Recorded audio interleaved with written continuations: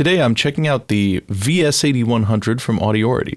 Or actually not really today because I've had this mix done for a while, and in fact I shot another video on this before, but I thought it was too long-winded and I haven't even bothered to edit it because yeah, it goes on forever, and I don't think you want to sit through that, and I don't want to edit for like 3 hours. So I'm hopefully give you a shorter, condensed version today, go over some of the features of this amp, and do a little mix breakdown on what I got for that demo track. So what is the Solidus VS8100? Well, it's a model of the Marshall Valvestate, which is a legend in its own right because it's appeared on a lot of classic albums. I think that it was probably marketed more as a more budget-friendly amp, but it did high gain tones pretty well, and it wasn't so expensive, so a lot of metal bands used it and really liked it, most notably Death and Chuck Schuldiner.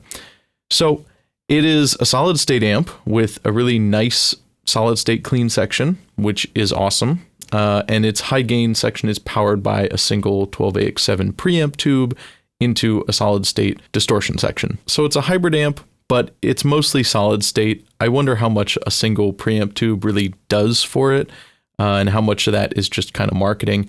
Now, I don't think solid state means that something is bad, but traditionally for us guitar players, we know that solid state is, you know, cheap and sounds digital and harsh. And so marketing something as a hybrid with a tube in it, I think was a smart move, regardless of how much that tube really warms up the sound when it's mostly all still solid state. But it's an interesting amp, and it's not a bad sounding amp. It's a great sounding amp.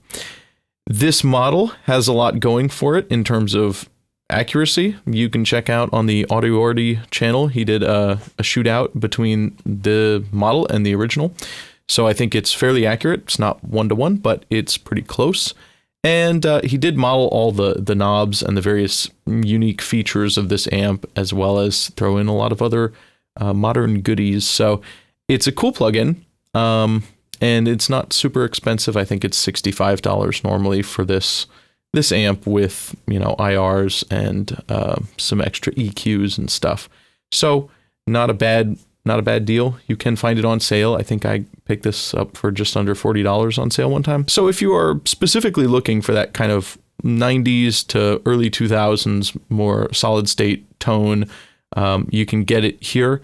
They also have a couple other in their Solidus line that model some of Dimebag's amps, which I have not checked out. But as a fan of Chuck Schuldiner and Death, this is appealed to me more. And so it's a cool amp. So first I'm going to do a quick walkthrough of the plugin itself, and then we're going to do a little mix breakdown on my particular mix here and how I ended up using it, because I think that's the real test for if a piece of gear is good and inspiring. So here we have the Solidus VS8100, and I do have this in dark mode.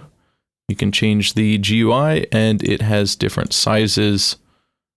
Small default and big. It is not freely resizable, but it does get big, and it looks nice and sharp at this size. So that's plenty for me. So this is the main amp, and it has a clean channel and a crunch channel on the normal channel.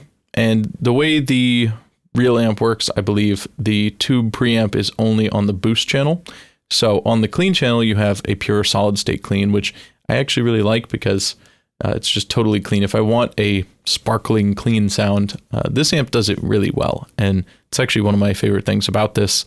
The high gain tone is cool, and I do like it, of course, but the clean channel is, I think, kind of perhaps a hidden gem. Maybe that's not why people buy this amp, but I think it's really good. And it has a crunch channel on the normal channel, as well as overdrive 1 and 2 on the boost channel. I am using overdrive 2, which is the highest gain option for that.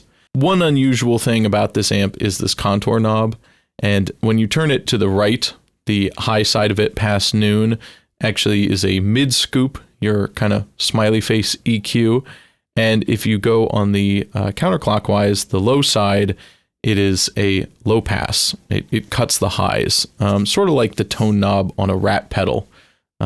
So as you go to low, it cuts more and more of the highs. As you go high, it does a little mid scoop. So let's listen to what that does.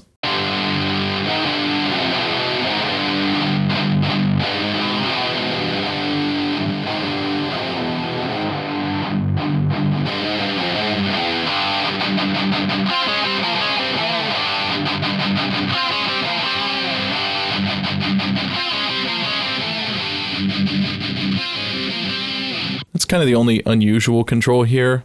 There's a high quality mode for oversampling in the plugin. And then we've got our preset menu up here, as well as save presets and notifications for when it's updated, which is a nice feature. You can always check if it's updated just by loading it up.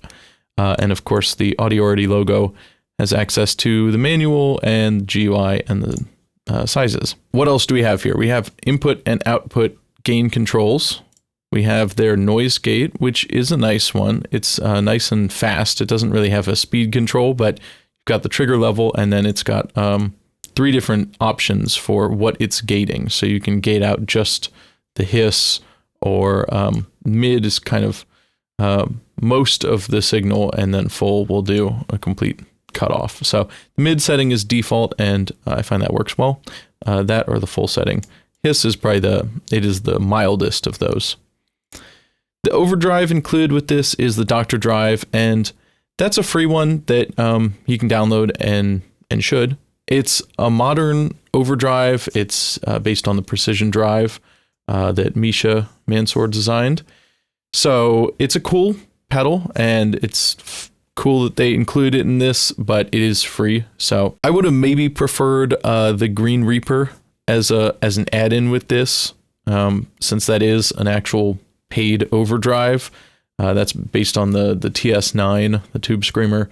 And I think that's a little more era appropriate, and this is already out for free, but it's nice that it's included anyways. It's a good plugin, and modeled on a good pedal. The attack knob is, I think, sort of a transient enhancer. The higher level you go, the more it will bring out your transients and actually give you a more staccato or aggressive sound that way. It will sort of lower your gain level. You might need to push the gain a little higher on the higher attack settings, because it won't be distorting as much in general. But I like this pedal. I did use it in my demo here, so it helps.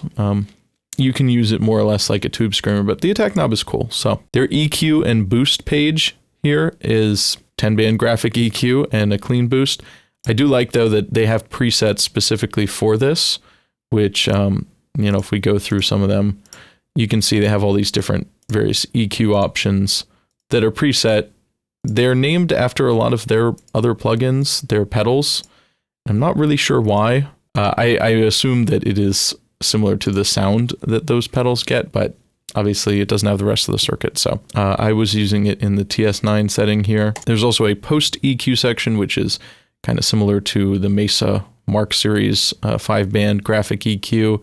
And that also has its own preset settings, which is, again, a nice thing. There's a lot of presets here, and normally I'm not too big on presets, but I think in this case it's warranted, especially with these EQs, and just overall there's a lot of features here. I find it a little harder to dial in tones that I'm really happy with it. So I did use this cut in half preset as a starting point, though I've tweaked everything else. So it's not really that preset anymore, but it was a good starting point. And then from there, I just made my own changes. In the cab section, it comes with a bunch of IRs, quite a few, though not all of them, I think, pair well exactly with this amp, but maybe that's my taste. IRs were from Dr. Bonker's Sound Lab and Valhalla, as well as some from CCOW in the later updates.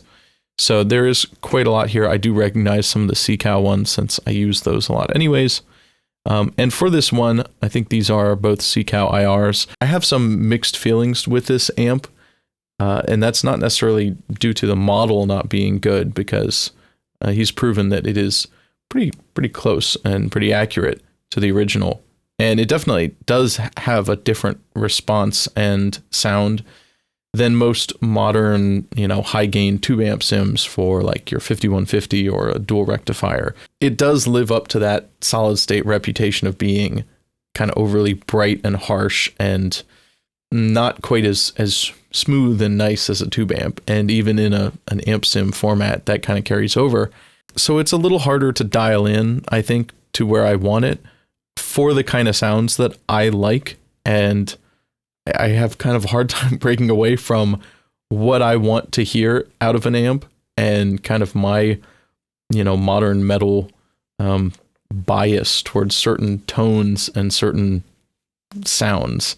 Now, maybe other people who are really kind of into the 90s tones and that kind of production style, it's probably really good for that. I wouldn't say it's a top pick for a modern metal amp, but it is really cool for what it does, and I do think it is an accurate model, and certainly a lot of care has gone into making it, so that is nice. I'm not a fan of all the include IRs, but that may have to do as much with the amp as it does with those IRs. I would have also liked to see maybe a rack effects section with maybe a chorus, a delay. It does have reverb here. It's just a one knob reverb like the amp has, and I really like it. It's a kind of digital hall reverb, but it sounds really nice. I like the reverb a lot. Overall, the features are good. It would have been nice to have a chorus, a delay. Audiority already has a lot of like tape echoes and delays modeled, and it would be a lot to include like a full version in this, but maybe something stripped down and simpler, or a digital delay, like a Boss delay pedal clone. I don't know. It would be nice to have that for solo stuff, but it's not a big deal. I mean, you can get delays anywhere. So there is some kind of proprietary Audiority IR format that has these controls for it with the cab resonance, the frequency and the amount, the air frequency, the air amount. I haven't really found a whole lot of use for it, especially the air, which, adds extra highs, which with this amp, I don't want. I've got these low pass pretty low at 12,000. It's still kind of bright. And the cab resonance, that's again, not something I usually use, but it's interesting to see some kind of proprietary format with some extra controls. So, not really my thing, but go for it. Yeah. So now we're going to take a look at the actual tones I used in my demo, starting with my clean tone here. And as I said, I really like the clean channel on this amp. If you want that really pristine, kind of 80s clean tone, I really like that solid state clean. This amp does that. And I do have this black ash compressor in the front end because I like running a compressor on my clean channel, and this amp doesn't have one built in. That's another thing I would say. Every amp sim should really have a basic compressor for clean tones. That's just my feeling. This EQ is a special filter thing for later. And then I've got the Rift feedback light, which is available for free as my delay, because as well, this doesn't come with a delay.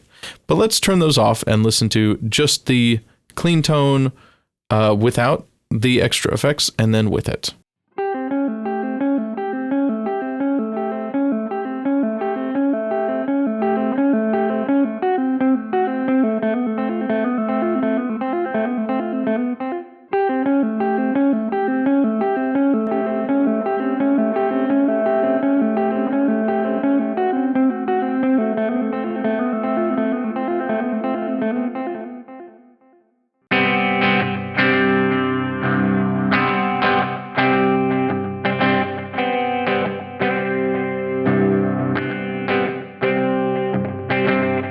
So that was my main clean tone, and here's my clean lead tone, which has gain and crunch and boost.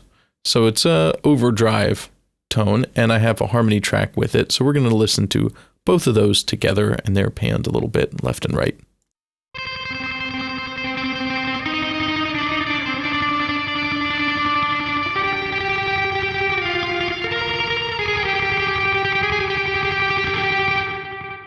Got some Bell-Leica vibes going on. And here is, of course, the star of the show, my rhythm tone. We've got the noise gate, of course, the overdrive EQ with the TS9 curve. My amp set up like so. I've got a little bit of the scoop going on because I want to try to get that mid scoop vibe, but I've also boosted up some of the mids because I have a real hard time actually scooping the mids too much. The reverb here is up in the intro, but it is automated, so normally it's not on.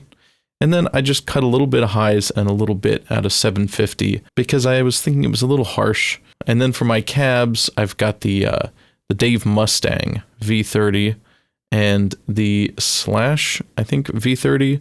These are both Marshall cabs, which I think fits well. And these are Seacow IRs from their signature pack.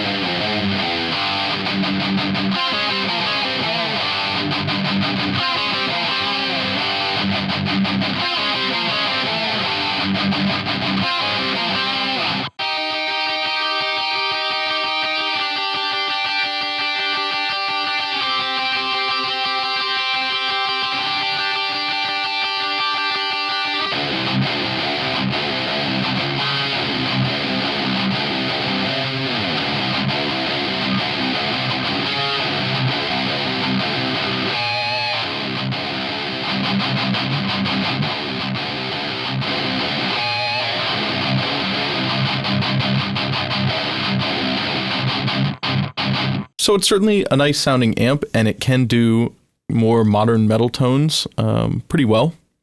It wouldn't be my go-to for that, but as I said, I really like the cleans. I like the overdrive, and it's just a fun amp to have around and play with. I am happy with how this mix came out, so that's good. You know, it's not my favorite amp sim, but it's a good one. And it's a unique one. And I like those kind of amps. That's why I bought it, because I have like a lot of high-end, high-gain tube amps.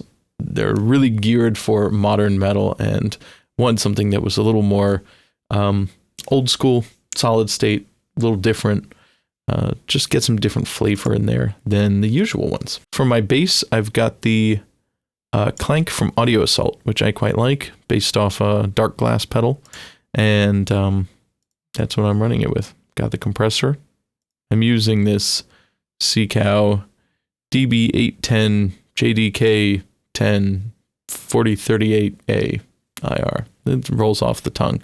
That's a Coles 4038. I know that. So this is how my bass is set up. I've got it on the modern mode, smooth. The drive maxed out, of course. Got a lot of mids and a lot of presence.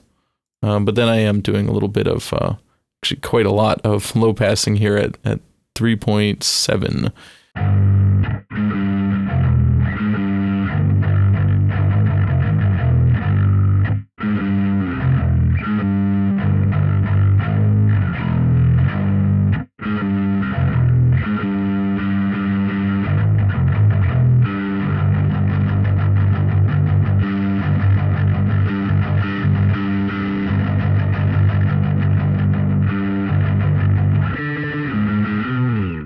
So I'm running that pretty dark with this low pass, just to get it to sit well with the guitars, which are already pretty bright and spiky in this case. So, but this plugin can do quite a lot of sound, so it's a nice one. I approve.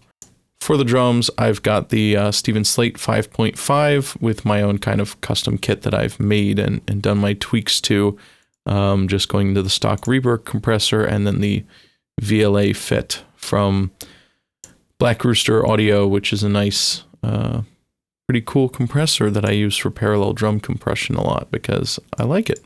There's not too much going on here, but I do like the cool clean tones that I mixed in, and it's an interesting amp with a different tone, and if that's what you need, if that's what you're going for, give it a whirl. You know, you can always check out the trial, I think, and you know, maybe wait for it on sale if you want. I hope this has been interesting and perhaps deeply informative, earth-shattering information here. So please smash that subscribe button to show that you've learned something today in this metal school.